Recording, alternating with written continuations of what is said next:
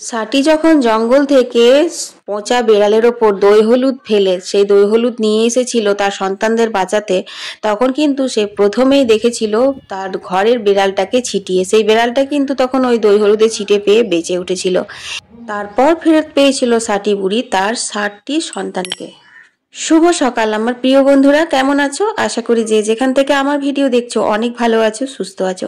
আসানসোল থেকে আমি অর্পিতা, তোমাদের অর্পিতা, আজ একটা স্পেশাল ব্লগ নিয়ে এসেছি। সেটা হচ্ছে আজকে শীতলা ষষ্ঠীর ব্রতটা কেন করি আমরা, সেটাই তোমাদের সঙ্গে শেয়ার করব। বন্ধুরা, তোমরা সম্পূর্ণ ভিডিওটা দেখো, আশা করি তোমাদের খুব ভালো লাগবে। কালকের ভিডিও যারা দেখেছো, সরস্বতী পুজো ছিল কালকে, আমরা গোটা সেদ্ধ রান্না বান্না করেছিলাম। সেই গোটা সেদ্ধ কিন্তু আজকে খাওয়া দাওয়ার পালা, কারণ আজকে শীতলা ষষ্ঠী। আর শীতলা ষষ্ঠীর দিন কিন্তু গরম জলে স্নান করা চলে না, আর গরম খাবার খাওয়াও চলে না। কিন্তু সেটা কেন করতে নেই সেটাই আজকে তোমাদেরকে আমি এই ভিডিওতে শোনাবো। তো বন্ধুরা, এখন বাজে সকাল 6টা, তো আর তোমাদেরকে সাথে নিয়ে আমি আমার ভিডিওটা শুরু করে দিলাম।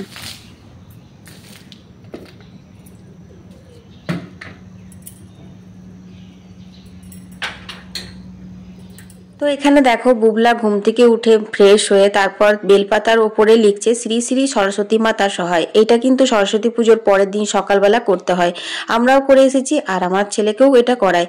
আজকে বুবলার কম্পিউটার পরীক্ষা আছে, সেই জন্য বুবলা স্কুলে চলে গেছে। আর এখন বাজে 8টা, মা দেখো রেডি হয়ে গেছে পাশের বাড়ির দিদিকে নিয়ে, এখন যাবে ষষ্ঠী কথা শুনতে।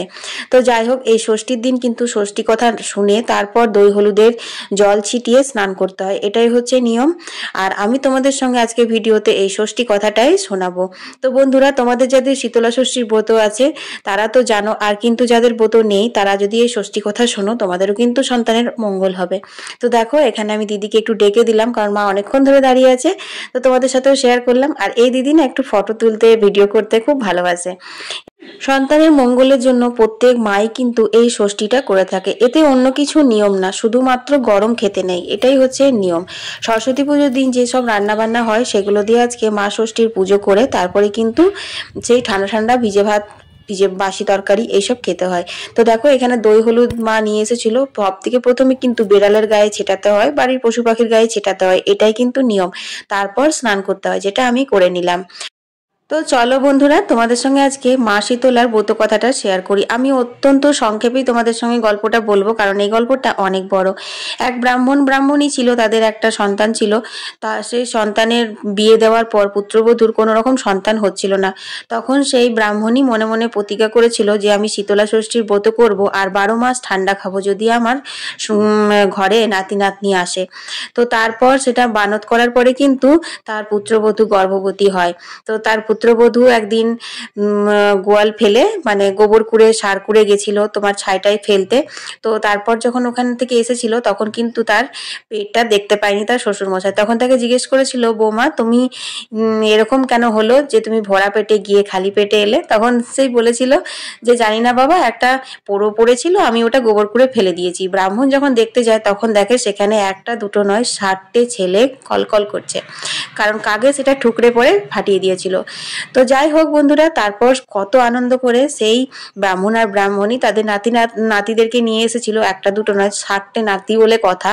তারপর আদর যত্ন দিয়ে তাদের বড় করে, তাদের বিয়ে দেয়। তাদের বিয়ে দেওয়ার পর তাদের নাত বউরা আসে। তখন একদিন এই শীতলা ষষ্ঠী, মাঘ মাসের সপ্তমী ষষ্ঠী তিথিতে শীতলা ষষ্ঠীর ব্রত হয়, সরস্বতী পুজোর পরের দিন। তো সেই শীতলা ষষ্ঠীর দিনে খুব মানে জল ঝড়, একটু শীত ঠান্ডা হয়েছিল। তখন সেই ব্রাহ্মণী বলেছিল যে উফ, আজকে আর ঠান্ডা খেতে ইচ্ছা করছে না, আজকে যদি একটু গরম গরম জিওল মাছের ঝোল ভাত খাওয়া যেত তাহলে কতই না ভালো লাগতো। তার নাত বোরা শুনতে পেয়েছে, অমনি তাদের ব্যবস্থা শুরু। কোনো নাতি কাঠ কাটতে গেছে, কোনো নাতি মাছ ধরতে গেছে। তারপর ভালো করে জিওল মাছের ঝোল ভাত খাইয়ে আর কুল কাঠের আগুন করে সাটি বুড়ি আগুন পুড়িয়েছিল। তারপরের দিন উঠে দেখে তার সেই 60টে নাতি নাতনি ছেলে পুলে কেউ আর ঘরের দরজা খুলছে না। অনেক বেলা যেতে ডেকে ডেকে তুলতে কেউ আর ঘরের দরজা খোলেনি। তারপর দেখে যে সবাই মৃত, সমস্ত নাতি নাতনি ছেলেপুলেরা মরে গেছে। তো তখন সেই সাটি আর মানে পাগলের মতো ছুটতে থাকে যে আমি কি করলাম ভুল, আর কিভাবে এই ভুলটা আমি আর শোধরাবো। তারপর সেই জঙ্গলে গিয়ে মা ষষ্ঠী এক বৃদ্ধা ভিখারির ভেসে বসেছিল।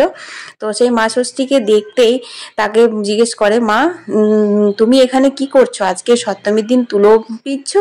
তখন বলেছে তুই সব জানিস, আর কালকে যে গরম খেতে নেই সেটা জানিস না?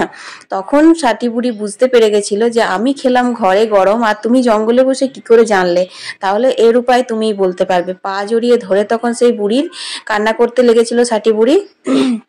তখন সেই বুড়ি বলে, আমি কিছু জানি না, জঙ্গলের ভেতর দিয়ে যা, দেখা একটা মরা পচা বেড়াল পড়ে আছে, এই নে দই হলুদ নে, তার গায়ে ঢেলে সেটা কিন্তু জিভ দিয়ে পুরো ভর্তি করবি ভাঁড়টা, তারপর নিয়ে গিয়ে ছেলেপুলেদের মাথায় ছিটিয়ে দিবি, দেখবি তারা বেঁচে উঠবে। সাটি বুড়ি তাই করলো কথা মতন। জঙ্গলের ভেতর দিয়ে গিয়ে দেখে অনেক দূর থেকে গন্ধ পাচ্ছে, সেই গন্ধ শুকে শুকে গিয়ে দেখে সত্যি একটা বেড়াল মরে পচে গলে আছে, তার মধ্যে দই হলুদের ভাঁড় ঢেলে সেই ভাঁড় জিভ দিয়ে ভর্তি করে নিল। তারপর মাথায় করে দৌড়ে দৌড়ে আসতে থাকে। তো আস্তে আস্তে দেখছে এক মাছওয়ালা ঝুড়িতে করে শুটকি মাছ নিয়ে যাচ্ছে। শুটকি মাছের উপর সেই দই হলুদের ছিটে দিতেই শুটকি মাছগুলো ধরপড়িয়ে উঠে গেল। তখন সেই মাছওয়ালা বলছে, তুমি এমন কি জল ছিটালে যে আমার শুকনো মাছগুলো জ্যান্ত হয়ে গেল? তুমি ও দুটো মাছ নিয়ে যাও। কিন্তু সাটিবুড়ি কোনো মাছ আনেনি। সে এসে তারপর ঘরের দরজা ঢুকতে তার মনে একটু সন্দেহ হয় যে সত্যি আমার ছেলেপুলে কি বাঁচবে। তখন তার পোষা বিড়ালটা উনুন গড়ায় মরে পড়েছিল, সেইখানে একটু দই হলুদের ছিটা দিতেই বিড়ালটাও কিন্তু ম্যাও করে উঠে গেল। তারপর প্রত্যেক ঘরে ঘরে গিয়ে তার ছেলেপুলে নাতি নাতনিদেরকে সেই দই হলুদের ছিটে দিতেই তারা বেঁচে উঠল। এটাই ছিল ষষ্ঠী কথা। তারপর থেকে কিন্তু এই রীতি চালু হয়েছে যে মাঘ মাসের শুক্লপক্ষের ষষ্ঠী তিথিতে শীতলা ষষ্ঠীর দিন কোনো রকম গরম খাবে না। তার আগের দিন রান্না বান্না করে মা ষষ্ঠীকে সেই সমস্ত কিছু মাছ ভাত গোটা সেদ্ধ ভোগ দিয়ে তারপর ঠান্ডা ঠান্ডায় খেতে হবে। গরম জলে স্নানও করা চলবে না, আগুন পোয়ানোও চলবে না। আর এই যে দেখছো মা ষষ্ঠীর ভোগটা, এটা এই গুগুলি শ্যাওলা যে এনে দিয়েছে তালপাতা বাঁশপাতা, তাকেই কিন্তু এই ভোগটা দিতে হয়। ফলমূলের ভোগটা আমরা বাড়িতে খাবো, কিন্তু মাছ ভাতের ভোগটা কিন্তু তাকেই দিতে হয়। আর শীতলা ষষ্ঠী পাততে হয় শিলের ওপরে তোমার একটা কাপড় দিয়ে বা গামছা দিয়ে, তারপর ওই শ্যাওলা গুগুলি বাঁশপাতা তালপাতা দিয়ে শীতলা ষষ্ঠী পাততে হয়। তো এটাই ছিল নিয়ম। তোমাদের সাথে কিন্তু ষষ্ঠী কথা শোনাতে শোনাতে আমার পুজোটাও দেওয়া হয়ে গেল, আর এখন বাজে 12:30, আর এখন আমি ষষ্ঠীর প্রসাদ খেয়ে নিচ্ছি। আর এই তো দেখছো আমার ছানাপোনা বেড়ালগুলো আছে। বুবলা বলে গেছে ঠাকুমা আজ বেড়ালগুলোকে খুব আদর করবে, খুব যত্ন করবে, তারপরে আবার তারপরের দিন থেকে তাড়াবে, এই আর কি। তো যাই হোক বন্ধুরা, চলো এখন প্রসাদটা খেয়ে নিই, তারপর তোমাদের সঙ্গে কথা হচ্ছে। তো বন্ধুরা, আজকে একটু সাজুগুজু করেছি। আজকে তো রান্না বান্না কিচ্ছু নেই, সেই কারণে প্রসাদ টসাদ খেয়ে এখন 1:10 বাজে, এখনও বুবলা স্কুল থেকে আসেনি। তো বাগানে এসেছিলাম, খুব সুন্দর হাওয়া দিচ্ছে, খুব ভালো লাগছে। আর এই শাড়িটা পরেছিলাম, তো প্রচুর রিলস বানালাম, অনেক নতুন নতুনভাবে রিলস বানানোর চেষ্টা করলাম। তো তোমরা যারা দেখোনি তারা দেখে নিও, ফেসবুক ইনস্টাগ্রাম ইউটিউব সবেতেই দিয়ে দিয়েছি। তো চলো এখন ঘরে যাই, একটুখানি এডিটিংয়ের কাজটা সেরে রাখি, তাহলে রাত জাগার ব্যাপারটা থাকবে না, তাই না? মানে সকাল থেকে যা যা করলাম সেগুলো সব এডিট করে রাখবো এখন। আর তারপর যা যা খাওয়া দাওয়া হবে বিকেল দিকে যা যা করবো সেগুলো আবার পরে এডিট করলেও চলবে। তবে চারিদিকে প্রচুর মানে মাইক বাজছে, বক্স মেশিন বাজছে, কপিরাইট আসবে কিনা জানি না।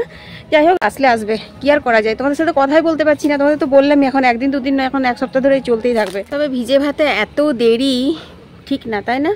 তারপর সবথেকে বড় কথা, কালকে না কোনো জিনিস ফ্রিজে ঢুকায়নি, সব বাইরে রেখেছি, আর একদম ঠান্ডাটা কমে গেছে। সরস্বতী পুজোর বারের দিন থেকেই ঠান্ডাটা একদম কমে গেছে। আর এই বছর একটু বেশিই দেরি হচ্ছে। অন্যবার তোমার বুবলা স্কুল যায় না, তোমাদের বললামই, কিন্তু যেহেতু আজকে পরীক্ষা সেই কারণেই গেছে। তো ওর আস্তে আস্তে সেই 2টোই বাজবে বোধহয়। তারপর আসবে, চান করবে, বকর বকর করবে, কত কাণ্ড করবে, এই আর কি। তো চলো, এই আর কি বলে বলে শুধু এই আর কি।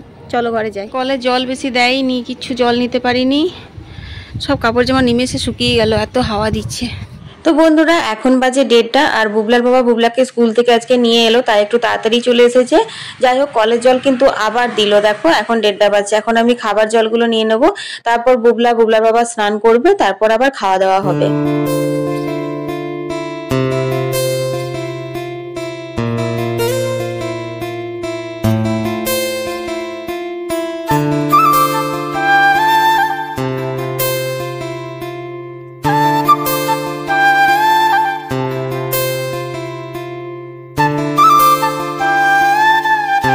তো বন্ধুরা এখন কিন্তু 2টো বেজে গেছে, বুবলার আর বুবলার বাবার স্নান হয়ে গেছে। আর দেখো মা খাবারগুলো বেড়ে দিচ্ছে আর আমি এখানে এনে এনে দিচ্ছি। আজকে আর বাইরে বারান্দায় বসা যাবে না, আজকে খুব ফাগুনহাটির হাওয়া দিচ্ছে জানো তো। তো যাই হোক বন্ধুরা, আজকে শীতলা ষষ্ঠীর ভিডিওটা আর বাড়াবো না, এখানেই শেষ করে দিচ্ছি। কারণ এখন খাওয়া দাওয়া করে তারপর সে আমার 3টে সাড়ে 3টে বেজে গেছিল সমস্ত ধোয়াধুয়ি করতে। শুধু নিজেরও খাওয়া দাওয়া না, এখানে অনেকজন খাবার নিতে আসে, তাদেরকে খাবার দিতে হয়। তারপর মেজো ননদরা আসেনি, ওদের বাড়িতেও বুবলা বাবা একটু পৌঁছে দিয়েছে, সেই সবও জোগাড় যন্ত্র করতে আমার অনেকটাই লেট হয়ে গেছিল। তো তোমাদের আজকে শীতলা ষষ্ঠীর স্পেশাল ব্লগটা কেমন লাগলো অবশ্যই আমাকে কমেন্টে জানিও। ভালো লাগলে লাইক শেয়ার করতে একদম ভুলো না। আজকেও সন্ধ্যাবেলায় আমাদের এখানে প্রোগ্রাম হচ্ছিল, তো আজকে আর আমি যাইনি কারণ আজ আমি প্রচুর থকে গেছিলাম, আমার ইচ্ছে করছিল না। তো বুবলা গেছিল, বুবলা এগুলো রেকর্ডিং করে নিয়ে এসছে, তাই তোমাদের সঙ্গে একটু শেয়ার করলাম। সরস্বতী পুজোতে আমাদের এখানে কিন্তু অনেক আনন্দ হয়, একদম 1 সপ্তাহ ধরে চলতেই থাকে।